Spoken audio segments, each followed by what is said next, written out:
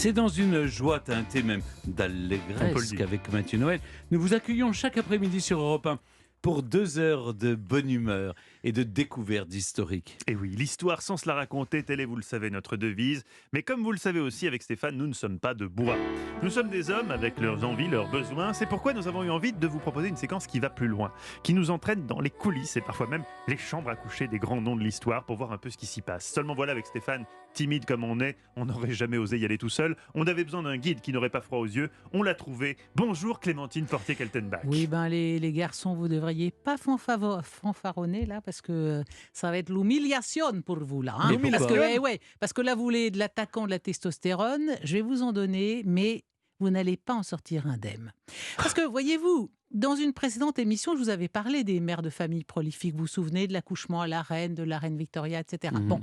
Mais donc il n'est que justice de parler aujourd'hui des pères prolifiques, hein, même si c'est pas exactement la même épreuve de devenir père que mère. Hein. Oui.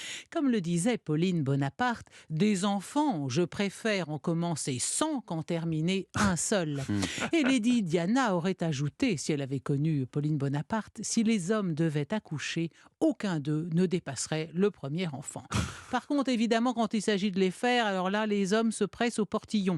Or, en la matière, le recordman, toute catégorie, donc le père le plus prolifique de toute l'histoire de l'humanité, figurant d'ailleurs comme tel dans le Guinness Book des records, eh bien c'est le sultan marocain Moulay Ismail, vous le connaissez bien, Stéphane, contemporain de Louis XIV, né en 1646, mort en 1727 à 81 ans, après 55 ans de règne. Donc c'est vraiment l'alter ego au-delà de la Méditerranée de Louis XIV. Eh bien, tenez-vous bien les garçons, et là, je sens vraiment, vous allez tomber de l'armoire. D'après le français Dominique Bunot, qui séjourna au Maroc durant son règne, Moulay Ismail était le père de 1171 enfants. Il avait combien de femmes pour faire tous ces enfants? Alors, je comprends que pour vous, ça soit un choc. Hein. Vous vous dites, est-ce que c'est possible? Ce fringant sultan a-t-il passé sa vie à faire l'amour dans son harem pour réaliser un tel palmarès?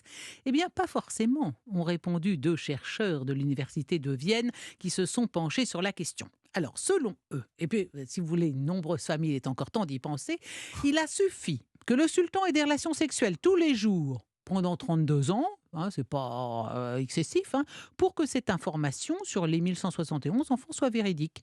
Les 2 chercheurs estiment qu'entre 65 et 110 femmes seulement auraient suffi au sultan pour avoir autant d'enfants. Pourquoi vous avez l'air sceptique, Stéphane? Non, parce que les chiffres sont là. Non, je comprends ça, mais ça veut dire que tous les jours. Faire l'amour une fois par jour. Stéphane, faire l'amour une fois par jour. Non, mais Stéphane, il vit comme un moine dans son collège militaire. Stéphane, il faut vivre. Un jour sans faire l'amour est un jour perdu, Stéphane. Bon, non, mais il y a des jours où on a mal à la tête. Oui, ça, on a inventé l'aspirine. Le sultan, il n'avait pas l'aspirine. Madame n'a jamais la migraine. Eh bien, écoutez, en tout cas... Je lui sors l'aspirine dans ces cas-là. Moulay Ismail, lui, était d'une très grande vigueur physique. Il était infatigable, toujours selon le même Bunot. Et selon... Il était exceptionnel. Celle qui disait j'ai la migraine, il leur coupait la tête. Et là, c'est des radicales. C'est tout à fait exact. Enfin, Bunot, lui, considère que Moulay Ismail avait près de 500 épouses et maîtresses. Donc beaucoup plus que les 65 à 110 nécessaires pour faire 1771 enfants. La moyenne des Français, c'est vrai. Alors, allez savoir pourquoi, ça je n'ai pas compris. Le Guinness Book des records ne lui en reconnaît officiellement que 888. Pourquoi? Enfin quand même quelle santé. Alors, inutile de vous dire que bien sûr, sur la vie privée de Moulay Ismail, tout ce qu'on croit savoir relève beaucoup du ragot. La vie du sérail, c'est une chose sacrée, nimbée de mystère, et on a peu de documents.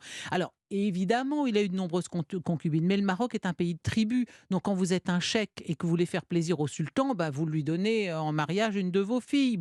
Et cette tradition va amener au sérail de très jolies filles, parfois très instruites. Par exemple, la seconde femme de Moulay Ismail, Léla Kenata, originaire du Sahara, elle a gouverné le pays pendant 25 ans. Donc, vous voyez, là, on est quand même loin du cliché du harem où on passe son temps à faire des galipettes. Alors, pour ce qui est en plus des femmes légitimes, Moulay Ismail respectait strictement le Coran, donc il n'en a eu que 4.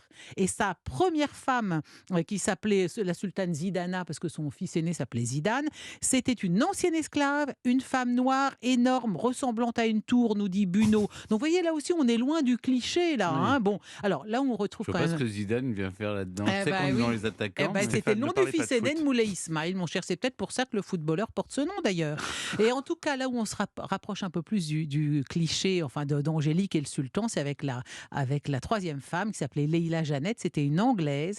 Et alors Bunau raconte, parle en ces termes de cette Anglaise, Lady Jeannette, prise à l'âge de 15 ans, et dont il surmonta la constance en la faisant cruellement fouetter et en lui faisant mettre les pieds dans l'huile bouillante pour la rendre mahométane. Voilà ce que nous dit Jean Bunau. Enfin écoutez, les nuits d'amour du sultan, ça doit être fantastique, mais songez quand même une minute dans le harem avec les 1771 enfants. Alors on espère que Moulay Ismail avait pu se procurer utilement le fameux ouvrage « J'élève mon enfant sans me salir les mains ».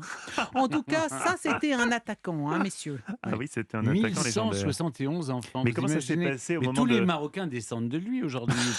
Nous, on descend bien tous de Charlemagne. Voilà, il oui. n'y a pas de raison. Oui, sans doute, tous les Marocains descendent de lui. Et au moment de l'héritage, ça s'est passé comment? Ils étaient pas tous là, il y a eu de la légitimes. castagne, parce qu'en réalité, on lui a reconnu Il y a eu une guerre, en 80 fils.